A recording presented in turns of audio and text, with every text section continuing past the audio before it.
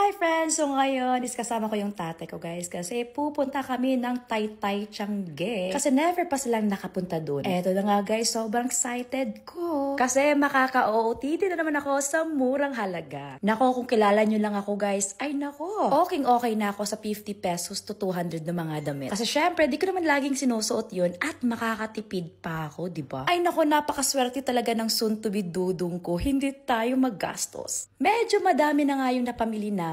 At dahil nga medyo nakakapagod yung pag-ikot dito sa Tiange, nag-crave kami guys ng something pampawala ng uhaw na yung tipong mabubusog din kami. Kaya napasearch nga ako, friends. Na-search ko nga, meron din palang trending na halo-halo dito. Ay syempre, kung saan ang trending, ay itatry natin yan. Nasa Octagon Fashion Strip, Tiange and Food Hub nga ako ngayon. And eto nga, saktong-sakto. Nakakapagod nga at nakakauhaw mamili sa Tiange. Kaya sa tingin ko, eto talaga yung magsasatisfied sa aking cravings ngayon. Kaya tara at itry na natin. Dahil nga trending, ay itatry natin yung bestseller sa kanila, yung Premium Overload. In fairness ha, smiling masyado yung mga staff nila. Isa sa mga nagustuhan ko dito ay talagang transparent sila. Kasi guys, tingnan nyo naman. Lahat ng menu nila ay may mga naka-indicate na mga sangkap. So kayo na talaga ang bahala kung alin dyan yung orderin nyo. Syempre sa akin yung Premium Overload talaga. And friend, eto yung pinakagusto ko. Hindi yan ha, kundi itong lagayan nila ng halo-halo.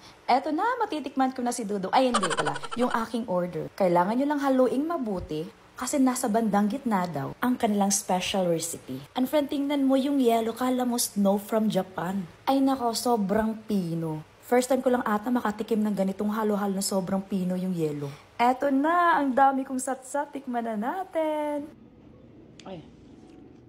Ay, shit.